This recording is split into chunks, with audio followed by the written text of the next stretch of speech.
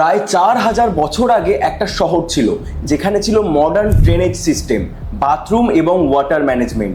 আর আমরা আজও ভাবি এরা এত অ্যাডভান্সড হলো কিভাবে। এই শহরের নাম হলো মহেঞ্জোদারো, যেটা বর্তমানে পাকিস্তানে অবস্থিত, যেটা একই সঙ্গে ছিল ইন্দাস ভ্যালি সিভিলাইজেশনের অন্যতম সেরা উদাহরণ।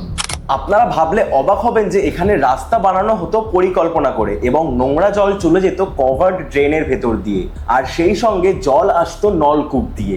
এমনকি গ্রেট বাথও ছিল, যেটা কেবলই শুধু ইঞ্জিনিয়ারিং নয়, তার সঙ্গেই কালচারেরও প্রমাণ। এর সব থেকে স্পাইন চিলিং ব্যাপারটা হলো 4000 বছর আগের এই স্মার্ট সিটিটা আস্তে আস্তে হারিয়ে গেল।